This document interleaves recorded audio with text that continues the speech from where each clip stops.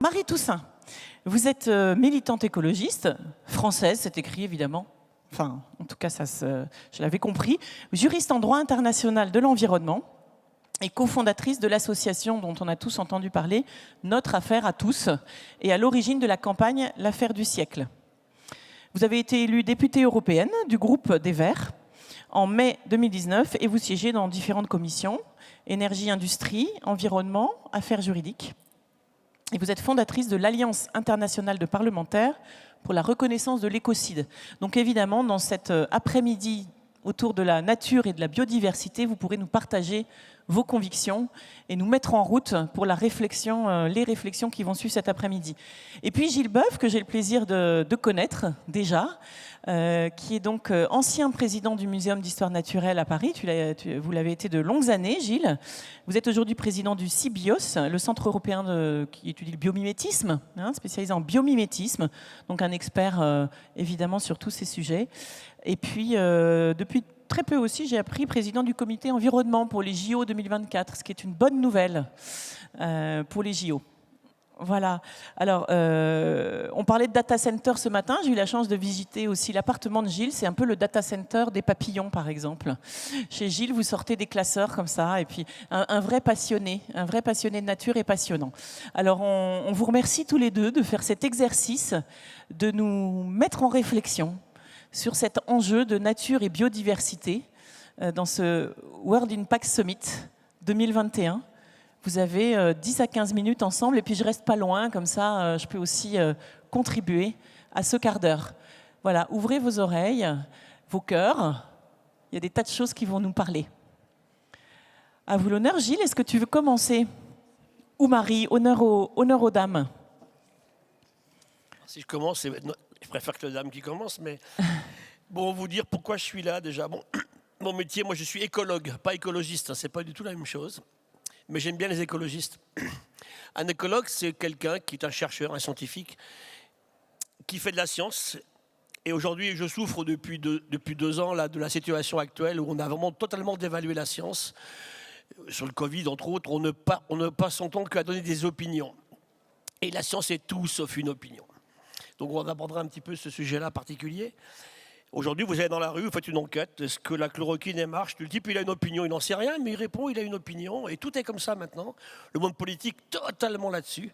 Écoutez, la campagne présidentielle en ce moment, on assène des opinions. Il n'y a aucune base scientifique. Donc c'est un petit peu gênant pour un scientifique. Et j'étais, il y a 2 semaines, invité par l'Académie nationale de médecine à Paris.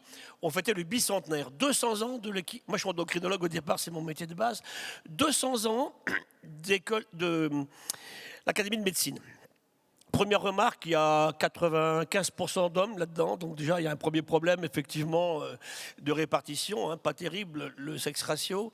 La sexe ratio des académies, c'est pareil pour les autres académies. Et deuxièmement, le matin était consacré à la déconfiance dans la science. Donc même les médecins reconnaissent que depuis 2 ans, 1 an et demi, on a dit tout et n'importe quoi. Donc c'est vrai que c'est très compliqué. Et l'après-midi, c'était la reconfiance dans la science. Et moi, je suis intervenu sur le biomimétisme, la bioinspiration. Comment aller chercher dans le vivant des solutions à nos problèmes. Si on a le temps, tout à l'heure, je vous raconterai pourquoi le vivant est infiniment plus performant que ce qu'on fait. Juste 2 chiffres. La Terre, maintenant, c'est bien daté. On a pas mal de méthodes pour faire ça. Elle a 4,6 milliards d'années, 4600 millions d'années. C'est un fragment de soleil qui se refroidit. L'eau s'est condensée. Et dans cet océan ancestral, avec une eau assez agressive, qui a dilué le plancher océanique, cette eau marine est devenue salée. Et l'océan est intéressant aujourd'hui parce qu'il répond à une triple définition. Il est en connectivité. Il est unique. Arrêtons de parler des océans. Un seul océan. One ocean, il n'y en a pas 50, il y en a un. Ensuite, il est salé, on l'évoquait à l'instant. Et enfin, il est stable. Beaucoup plus stable que ne le sont les milieux aériens que l'on connaît partout. Et depuis très longtemps, depuis au moins 100 millions d'années. Donc la vie va apparaître dans cet océan ancestral. Je reviens souvent à l'océan parce qu'on va voir que c'est un peu la connectivité entre tout ce qu'on va dire aujourd'hui. Et on y reviendra beaucoup, on a des spécialistes de l'océan de l'océan là cet après-midi. Et c'est vrai que on l'oublie un petit peu. Et quand j'accepte de faire un petit rôle politique, Je suis donc conseiller scientifique au ministère de l'Environnement en 2015, uniquement pour un but, faire la COP 21. Avec 3 buts, l'océan, le vivant, on va en parler. Franchement, qu'est-ce qu'on a à faire que le climat change sur la Terre s'il n'y a pas de vivant? On s'en fout complètement, hein. On peut changer le climat, hein. Ce qui est embêtant, c'est que le vivant est dessus, et dans le vivant, il y a l'humain, et dans l'humain, il y a aussi ses activités économiques, évidemment, hein. Et le 3e thème, c'était les femmes. 20 COP, on n'avait jamais parlé des femmes, en fait. Elles ont une perception de ces questions environnementales très différente de celle des garçons, et des résolutions aussi, des choses à faire que j'ai été ébloui par les femmes africaines, en particulier à la COP 21. Les Ougandaises, les Tchadiennes, qui disaient des choses incroyables. Et aujourd'hui, quand vous regardez ces femmes africaines, on va revenir à la base même, qui tous les jours vont simplement collecting water, chercher de l'eau. Quand vous faites ça, vous n'allez pas à l'école. Voilà un drame de l'écologie, pour moi il est essentiel. J'en ai 2 d'ailleurs, remettre toutes les petites filles à l'école et remettre de la vie dans les sols. Voilà, c'est mes 2 buts aujourd'hui, qui sont extrêmement importants. Je termine en 1 minute. Elles ne vont pas à l'école, elles n'ont aucune rémunération pour faire ça, elles n'ont pas de salaire pour faire ça. Elles ne sont jamais propriétaires des terrains sur lesquels elles travaillent. La loi kenyane interdit à une femme d'avoir du foncier. Et pour terminer, elles font des mauvaises rencontres en route. Parce que les garçons à 14 ans ont des kalachnikovs, et puis ils tuent tous mes éléphants, toutes mes girafes, et puis ils violent toutes les filles du village d'à côté. Et c'est ça aujourd'hui l'écologie générale dans laquelle on se bat, hein. Il faut bien que vous ayez conscience de cela. Tout ça pour une molécule essentielle qui est l'eau. Tous les êtres vivants, toutes les cellules vivantes sont faites d'eau liquide. Et on a complètement oublié, c'est pas fait pour laver sa bagnole, hein. Donc c'est tout ça qui m'intéresse beaucoup aujourd'hui. Comment est-ce qu'on reprend tout ça en réflexion générale? Et je terminerai en disant que, aujourd'hui, vous savez, on a oublié qu'on est vivant, l'humain. Vous savez, quand on se rappelle qu'on est vivant, quand on est malade, quand on souffre. Et là, on se dit, par rapport à ce que j'étais avant, c'est sympa, hein. Quand je suis bien portant, on ne s'en rend pas compte. Chaque matin, on devrait se dire, mais je suis vivant, c'est absolument génial. Et c'est la même forme de vie que n'importe quel autre être vivant. Je suis fait d'eau liquide. J'ai entre 1 et 2 millions d'acariens dans mon lit chaque matin. C'est génial. Voilà, c'est un petit peu ce qui m'intéresse aujourd'hui. Comment un scientifique, hein, moi j'ai toujours fait ça depuis tout petit, je savais que je ferais de la science à 8 ans. Je voulais travailler sur les venins de serpents, j'ai passé mon temps sur les migrations des saumons. Hein. Et voilà un petit peu pour un débat comme cet après-midi, nous ramener aux choses essentielles. Et on a besoin de gens comme mon ami à côté là. Parce que nous, écologues, aujourd'hui, notre problème, c'est qu'on est très réticents sur le fait de mettre un prix. Évidemment, il n'y a pas de prix sur le vivant, sur la nature. Puis on confond le prix, le coût, la valeur. Une valeur, oui, comment on fait? Donc il nous faut des gens comme ça avec nous pour travailler. Comment on trouve le terrain d'entente, le respect profond, mutuel, pour qu'on fasse de la transversalité. Voilà pourquoi un petit peu je suis venu cet après-midi à la demande de mon ami Camille. Très bien. Et puis Gilles, tu restes avec nous tout l'après-midi. Donc ça va permettre qu'aussi tu puisses synthétiser en fin d'après-midi voilà, ce que tu auras envie de garder de ces échanges. Et Marie Toussaint, alors du coup, deux questions que j'avais envie de vous poser. Vous voyez comment vous pouvez ou pas y répondre. La première, c'est un peu comme Gilles dit, moi j'ai 2 trucs qui me tiennent à cœur aujourd'hui. Ce serait intéressant que vous nous disiez vous aussi, évidemment, ce qui vous motive, quoi, ce qui vous fait lever le matin en ce moment. Et quel est votre combat? Et puis, peut-être qu'est-ce qui a déclenché ça chez vous? Moi, je serais intéressée de savoir qu'est-ce qui vous a mis en route dans ce combat-là. Merci. Et bonjour à toutes et à tous. Bonjour à Gilles, à Camille. Moi, c'est ce que je retiens aussi de ce que vient de dire Gilles. Les 2 questions, enfin les 2 éléments que je retiens de cette intervention-là, c'est quoi? C'est le vivant. Les micros sont très forts, donc je l'écarte un peu. J'espère que tout va bien et que vous m'entendez bien. On peut baisser un peu côté régie, comme ça vous serez plus confort. Le vivant. Le vivant et au sein desquels le climat, je vais y revenir. Et puis la question de la justice.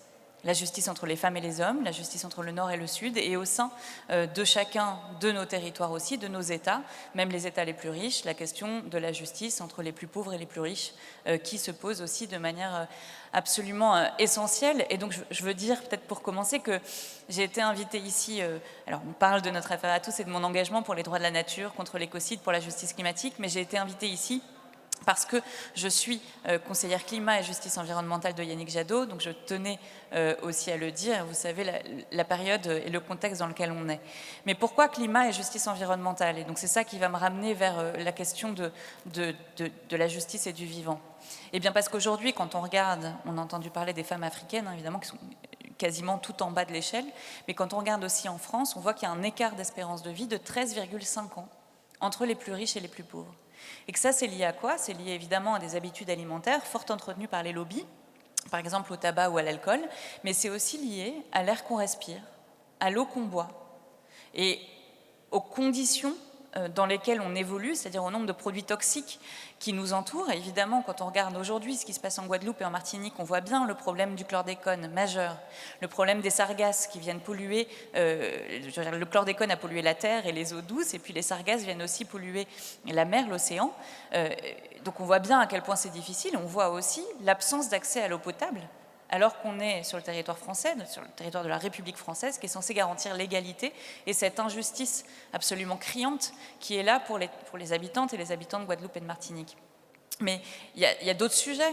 Les mineurs, par exemple, qui ont été confrontés aux poussières de mines, les ouvriers du bâtiment qui ont été confrontés à l'amiante. Aujourd'hui, quand on va sur les aires d'accueil des gens du voyage, on est sujet à toutes sortes de pollutions, exposé à toutes sortes de pollutions.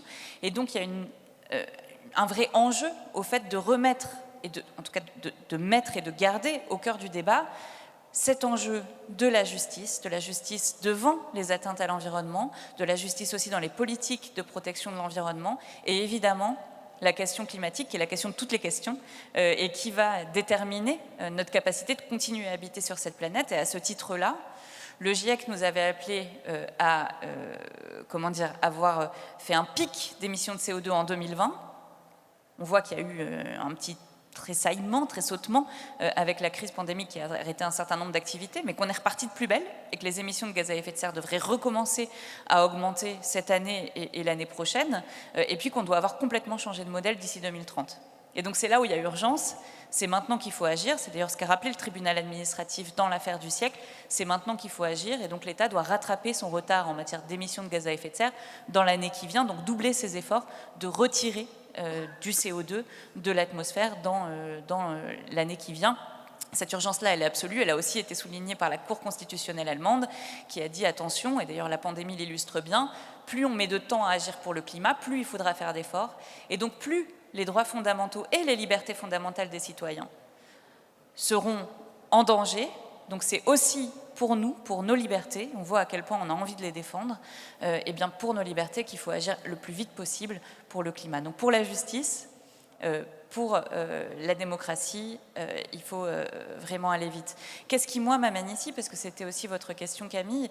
Moi, je suis fille de volontaire à TD Quart Monde. Je suis née fille de parents engagés, donc j'ai toujours été engagée. Je n'ai pas de souvenir d'un temps où je n'étais pas engagée dans la lutte contre la pauvreté, dans la bataille de l'égale dignité humaine. Et l'enjeu, c'était de créer des droits, de faire reconnaître des droits qui ne soit pas seulement dans l'ordre de la charité, c'est pas le haut qui donne vers le bas, mais c'est comment est-ce qu'on construit des outils, et donc c'est à travers le droit et les droits, pour que chacun puisse défendre soi-même sa dignité et accéder à une société de justice et d'égalité. C'est la même chose que j'ai reproduit pour le vivant, en me disant deux choses, en me disant, il n'y a pas vraiment de loi quand Gilles parle de l'océan. L'océan, c'est un commun naturel planétaire. C'est-à-dire que sa défense, sa protection, notre capacité à ne pas lui porter atteinte, fait dépendre pour chacun d'entre nous, partout autour du monde, de notre vie, notre capacité à habiter sur cette planète. Et donc, on en est toutes et tous responsables. Et donc, comment est-ce qu'on reconnaît ça? Comment est-ce qu'on reconnaît les océans comme des communs naturels planétaires? Il y en a d'autres, évidemment, l'air, l'eau douce aussi, et il y a 9 limites planétaires, voilà, donc autant de communs, les forêts pour lesquelles il faut absolument se battre. Et donc, ces outils-là, les communs naturels, la reconnaissance de l'écocide, ces graves crimes contre la planète, ces outils-là, ils n'existent pas vraiment. Et donc, il faut qu'on se batte pour les créer, il faut qu'on se batte pour les faire reconnaître. Et on a de très belles victoires pour les droits de la nature. Par exemple, hier, avant-hier, on a eu une décision de la Cour constitutionnelle d'Équateur qui a décidé que pour protéger les droits d'une forêt de Los Cedros, il ne pouvait pas y avoir d'activité minière dans cette forêt-là. C'était pas possible, il fallait arrêter, parce qu'il fallait que la forêt ait une capacité à se régénérer par elle-même et que l'activité minière allait y porter atteinte. En France, on n'a pas encore les droits de la nature, mais on en a des prémices. Et par exemple, on a une jolie histoire. Il y a quelques semaines, le tribunal, là encore, est venu décider que la pie grièche avait le droit de vivre dans le Gard et que pour qu'elle puisse vivre dans le Gard, eh bien, l'entrepôt qu'Amazon prévoyait d'ouvrir, qui faisait 38 000 m², ne pouvait pas être ouvert. Donc on commence à avoir ces débuts de victoire-là, c'est absolument essentiel. Et pour revenir à la question de la financiarisation de la nature, je crois bien plus en l'outil du droit, qui est par ailleurs un outil démocratique, qui est un outil de récupération de notre souveraineté et de nos libertés, qu'en l'outil de la financiarisation de la nature, qu'il faut absolument éviter. Et d'ailleurs, c'est aujourd'hui dans le droit, on dit qu'il faut réparer en nature, pas la nature, enfin il faut réparer la nature en nature, avant de passer à la question de l'argent. Et je crois que c'est une bataille absolue, cette bataille de la nature et de nos lois, des règles qu'on se donne pour protéger le vivant. Merci.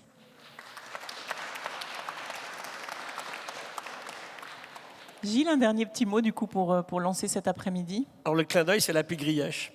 Voilà un oiseau qui est en train de s'effondrer en France. On ne sait pas trop pourquoi. D'autres s'en sortent pas si mal que ça. La pie grièche est vraiment en danger, pas d'extinction, c'est pas un mot que j'utilise, extinction, ça s'est passé. Nous sommes dans une situation d'effondrement du nombre des individus dans les populations sauvages face à une agression du domestique. 23 milliards de poulets sur la Terre aujourd'hui, 1,4 milliard de vaches, 4 milliards de cochons. La masse des poulets d'élevage est supérieure à la masse des 10 000 espèces d'oiseaux sauvages de la Terre. Alors vous allez vite comprendre que nos problèmes à tous les deux, c'est pas la voiture, l'avion, le poulet, c'est la démesure en fait de l'humain aujourd'hui. Et je suis entièrement d'accord avec Marie quand elle parle effectivement de commun. Hein, l'océan, vous savez, quand je suis allé à la COP 21, c'est la première fois après 20 COP où on allait parler d'océan. On n'en avait jamais parlé. Personne ne vote dans l'océan, personne n'est élu dans l'océan, tout le monde s'en fout. Et c'est devenu une gigantesque poubelle. La vie en vient. Chacun, là, au sein d'entre vous, là, ça c'est intéressant à dire. Vous avez en ce moment, s'il y a un médecin dans la salle, pour les médecins, c'est clair, vous avez 142 millimoles de sodium dans votre sang et vous avez 105 millimoles de chlorure, 3 millimoles de potassium. C'est quoi ça? C'est l'océan. Y compris chez l'humain, notre organisme, notre sang, à tous les deux, à tous les trois, à tous ici, raconte l'histoire de la sortie de l'océan. Et on est complètement dans un système d'imprévoyance, d'arrogance totale, de cupidité, qui fait que stupidement, hein, l'économie actuelle qu'on a mis en place permet une destruction du vivant, sa surexploitation, en toute impunité. C'est pour ça qu'il nous faut des gens comme ça pour qu'on puisse avancer. Merci. Merci à tous les deux.